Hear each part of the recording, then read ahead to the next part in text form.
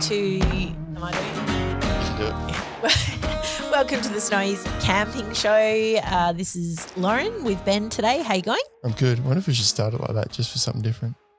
Larry, leave that in. Yeah. Anyway. Don't forget to subscribe wherever you're listening to the podcast, whether that be your favourite podcast app or YouTube, so you don't miss out on any more false starts like this one today. What a doozy. I still wouldn't be the worst we've had. No, it certainly wouldn't be. We got going first time. It's not We like did. 3 or 4 goes to get it started. 3 or 4 goes. Anyway. Do you remember back in the day when we used to have to try and go 10 starts and then we'd have to stop and there would be cuts? Now we just Well, I think it's when people were watching us saying, no, do this, do that. And eventually we're like, can we just talk and yakety yak. just take it as it comes? We'll come back. And you know what? We're still here doing it that way. So We're still here. that works. No one else sits in the room with us. They just shut the door and let us go. There you go. We used to be under observation, actually. Yeah. This is a bit of nostalgia for you. We used to sit in a room with like a glass window and we'd have somebody sitting on the other, Larry, and back in the original days we had a podcast producer. Now we don't. Yeah. We just ride this thing off to the desert. Yeah. And they used to sort of sit there and give us thumbs up and do X, Y, Z and like wave at us and point at the We'd have something on the wall, like a guide that we'd follow on the wall. Yeah, it's like, no. But nowadays, Larry comes, he sets it up, he presses record, he gives us the thumbs up, he walks out and shuts the door. Yeah, we've got like a mouse to control our timer. We're done, Larry. Yeah. We're done. We've grown up. If they were in here, they'd be constantly telling us, can you shorten your intros for heaven's sake? The other day, Larry, so he sits next to me. Sorry, this is why you tuned in, right? He's recording an episode. He's editing an episode and he stops and he goes, Ben, I'm 6 minutes in and I don't know what the episode's about. I went, all right. So I had to give him the title to let him know what the episode's about because we just rattled on about whatever. Anyway, we're already 2 minutes into this one and this is a short episode. So, oh gosh, at least people sort of having a rough idea, skip a couple of minutes in if you don't want to listen to drivel. But right, so another listener question today, pulling out from our little magical Calder. Calder, yep. Okay, beautiful. This one actually is from the Facebook group, but I don't remember who it was from, and there's no note here about the person's name. So we'll find you and get you a sticker / stubby cooler. I had a question around water while camping or for driving. What's the best options for storage and the best options to refill, and how much water should you carry, e.g. per person per day? So should we start off with how much per day? First things first, best options for storage. I'm pretty sure that we've done an episode dedicated to water storage. We did food and water storage, I think. While you look that up, I'm going to cover off on how much per day. Okay. Because there's... episode 14, water storage options for camping. Okay. There you go. So check that one out. We'll put that link in. In terms of how much per day, I think, and I knew this question was going to be in here, so a while ago I did sort of look into what the latest recommendations are, because this is quite an important one. If you're going... Which sounds like you. Well, you've written something down and then smiled. No, I've written episode 14, but I was just listening to you. I've looked up the recommendations. I mean, you don't sound like that at all. Sometimes I wonder why I sit here with you. No, but seriously, it's like, how much water should you carry? Like, just answer the question, but you have to look up the recommendations. Like, this is out of control today. What is happening? Do you not just know? Like, no, with enough. some common sense. But common sense isn't that common. And I actually remember when I looked into this, I read that there was something about police saying something about recommending how much to take because of people they found. I can't remember if they were deceased or not, but in trouble in the desert because they did not have enough water to cover where they were and what they were doing. Yeah. So it's an important one. Like if you run out of everything else, if you run out of fuel, you run out of food. Like if what you do run they say? out of You can go like a week or a week and a half without food, but or more if you watch alone. But you can't go more than like 2 or 3 days without water or something. So water's the one thing you do not want to run out of if you're stuck somewhere. True. It is. You're right, Ben. This is a serious topic. So I guess because it's a serious topic, we don't want to be the ones where people go, well, Ben and Lauren said this was enough and I ran out. Can you imagine? Can you imagine somebody in the desert on their last legs about to die and they're discovered by SES or whatever and someone's like, Ben and Lauren said it'd be fine. No, that would never happen. Last thing they watched on their phone because they still had phone signal was our episode on how much water to take. I don't think so.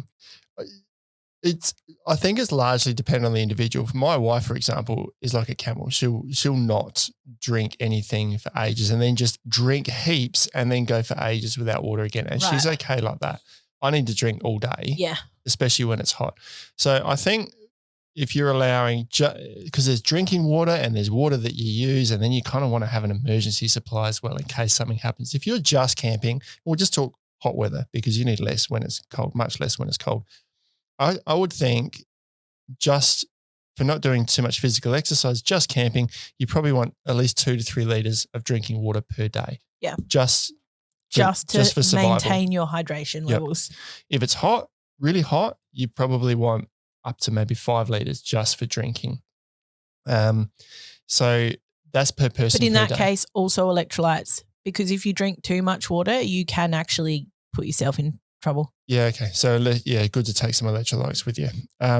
So between 2 and 5 liters per person per day is a guide, not a rule. It's a guide. You've got to use all these guides in line with where you're traveling, what you're doing. If you're hiking all day, every day, you're going to need probably more than 5 liters per day in hot weather. It might also be worth noting, if people like my dad are listening, 8 cups of tea a day does not equate to 2 liters of water. Yeah. It just doesn't. Caffeine and all that is not good for hydration. So that's just for drinking, 2 to 5 liters per day, depending on conditions, just for drinking. But if you're then washing and showering and all that, you need to carry extra. So I would say if I was going out, I would allow 2 to 5 liters per day, depending on where I'm traveling to. But then I'd probably have 10 to 20 liters, once again, depending on how far I am from civilization or potential of seeing other people, just sitting there as a backup. So if a car breaks down, I'm stuck on the side of the road. Yeah. I've got an emergency ration for an extra few days or whatever, should I get stuck. Now, this can equal quite a bit of weight in your car too. So it's one thing to say carry 5 liters of water per person per day and you're heading out for 30 days. You can't take anything else because your boot's full of water. So there's all these considerations you've got to make around, well, I've got enough to drink. I know I can get water at these spots. A bit like managing fuel, I suppose. I need to fill up to make sure I've got enough of my basics plus reserves when I get here, and then I'm going to refill there. So you kind of got to plan ahead with water. But I think 2 to 5 liters per person per day just for drinking, plus extras. If you're showering, you're going to need a lot more. If you're just washing up, you can probably get away with an extra 500 to a litre just for dishes if you're not using too many dishes, depending on how many are in your group. There's a lot of depends. There is a lot of depends. It's interesting because whilst you've been talking, I just thought I might do a quick little Google to see what the least amount of water that you would need to survive. And it's interesting because you know how Google has this stupid new AI thing where it gives you a summary of all of the results of the internet, but then 90% of the time summarizes them wrong. But interestingly enough, that little AI summary says that for basic survival, you need a minimum of 2.5 liters of water per person per day.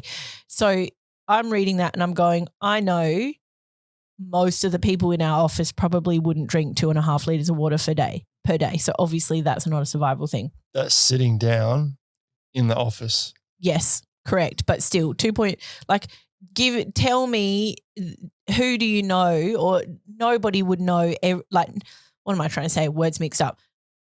People don't consistently drink 2.5 liters per day on average, just in general life. They don't. Most people are severely underhydrated in their day to day, but we're all surviving, right? Coffee maybe, but not water. Yeah.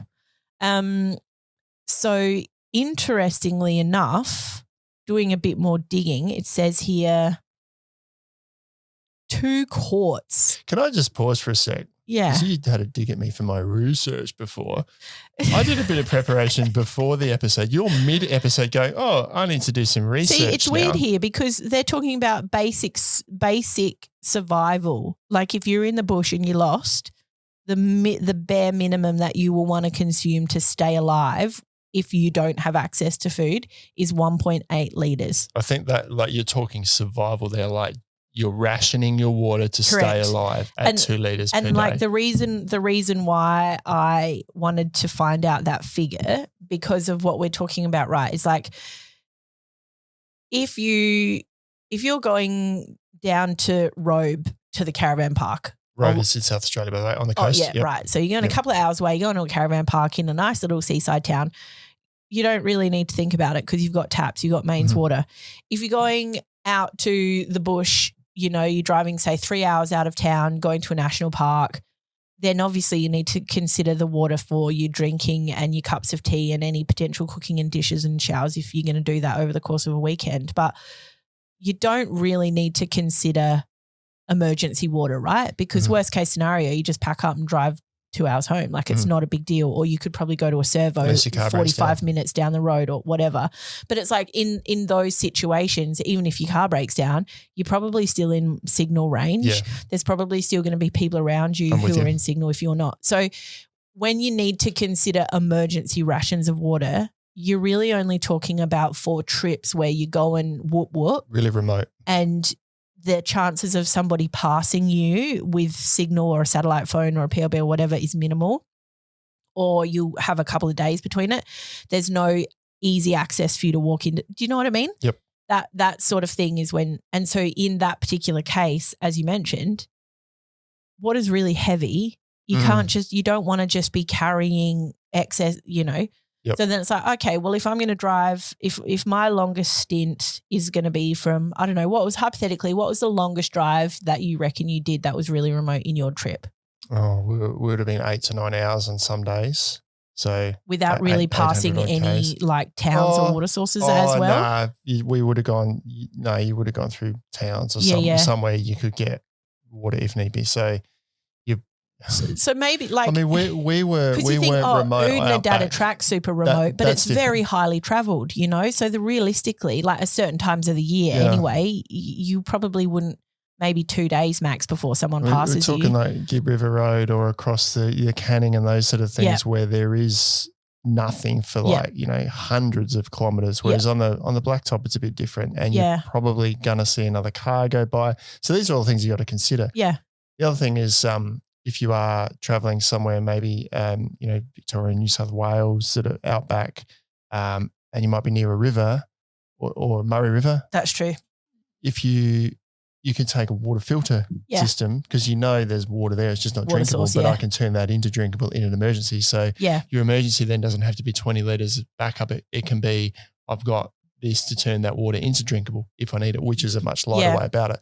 So, there's all these. If we're talking about, like you mentioned before, like Gibb River or whatever, and you're really remote, I'm assuming you're going to have a PLB or a satellite phone. Like you wouldn't go out to those places without some way of communicating with someone when you're in strife.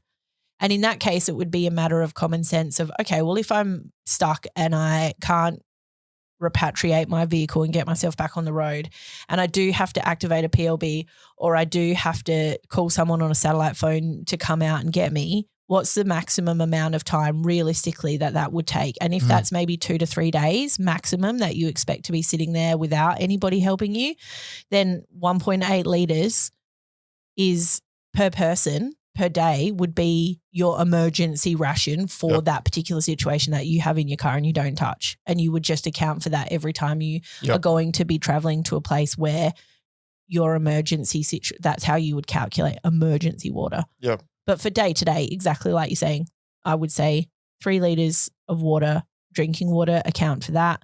Yep. And then whatever the rest of your water is. And that's if you want to have 10-minute showers and you're using a shower that runs for 3 litres a minute, you're going to need an extra 30 litres a day. Yeah. So if you're washing up every day, you're going to need an extra 1-2 litres for that. So you've got to work all those things out. Yeah. Then there's storage, which is covered in that episode. Episode 14. The main premise is, I would say, store it in different containers because you don't want to take one 40-litre container and then get a leak and then all your water's gone. But I can't remember what we spoke about in that episode, but we would have covered off. We talked about different methods of carrying and the pros and cons of each, and we did talk about carrying it in different places because I did speak to a customer not long ago who's got they were on a track somewhere and they got a water tank, a stone hit the water tank. So leak, no water in their van. So that you're talking 180 plus litres of water that just leaks out. So you do need to have a contingency there. And that's your backup. Like we've run out of water and the car's broken down, but we've got 20 litres in jerry cans inside the van somewhere because the rest of it's leaked out. And you're probably not going to find out about that until it's empty. So you get to camp, you got to turn the tap on and go, oh no, there's no water. There is best options to refill water filters, etc. I think there's a strong argument for if you are doing touring or lots of sort of remote things, having just a short length of garden hose that's got proper hose connectors on each end, including the bits that you screw onto the taps, that has an inline filter in it. It's a really quick and easy way to just fill up all your receptacles if you're stopping in town to just do one big bulk fill. Yep. If you are not on the road and you're just going somewhere and you're staying somewhere and you've got a water source close by, I use this thing. I use it for hiking primarily. It's a 4-litre thing because you can do it for a whole group or all your family or whatever, and it doesn't weigh very much. But platypus gravity filter, oh my God, I rate that so highly because you can just fill up 4 litres of dirty water, hang it up in a tree, sit down, get set up camp, do whatever, and you come back. When you're first using it and it's all clean, it's like literally 1.5 minutes, 2.5 minutes, and all 4 litres are filtered. Obviously, the longer you go and the more sort of blocked up your filter gets, it takes longer, but such a good idea to do 4 litres at a time. And if you do, like you say, you've got a water source nearby that isn't salty, easy. Sawyer's got some cool options too that you can use as gravity filters. But you probably don't need to invest hundreds of dollars in the lightweight hiking ones that kind of pressurize water through. If you want, do that, but I wouldn't necessarily say you need to do that for camping. The gravity filter or inline filter is good. And if you are still concerned about protozoa, we've covered off on water treatment. Yep. That's another episode. Maybe we'll link to that as well. Yep. You can use tabs, microperforate tabs from Catadon to treat the water. It makes it taste a little bit chemically, but which you'd probably want to do if it was from a tank or something. But if you're going from a natural water source, you probably want to filter. Should be right. Yeah, you just got to suss out what the water's like at the place and make your best judgment, I suppose. But yeah, it's only if you're unsure, filter it and treat it. We won't go into that because that's quite a long episode. We'll link to both the water storage and the water filtration episode, a water treatment episode. I also probably would mention we did touch a little bit about how, and you're talking about storing in multiple places. A lot of people put jerry cans and things on the back of their vehicle. I personally really like the fabric storage bags because you empty your jerry can, you've still just got this huge big jerry can, right? Whereas the fabric storage bags, you can roll up. They don't take up heaps of space. And recently, if you follow Harry from Fighter Fork, he picked up, I don't know exactly where he got it from. I have a feeling I'm probably wrong. It was like some sort of AliExpress job or whatever. But he's got this huge big 180 litre plus PVC massive big bladder thing that's for inside the vehicle. That's also a really good option, I think. They go in footwells and all sorts. Yeah. Yep. Cool. Anyway, hopefully that answers some questions. Have a look at the other 2 episodes as well. There's heaps more information in those. If we talk about that now, we'll be going for another hour. So but the content's already there. So we'll just put the links. You can check it out. Probably just to summarize, unless you're going to a caravan park, you're not going to get away without carrying water. So you have to carry water. That's just, there's no way around that. At least just get some cheap jerry cans. They're like, $10, $20 plastic jerry cans for water. Yep. Cool. Easy. Have a good Thanks, one. guys. See you next time.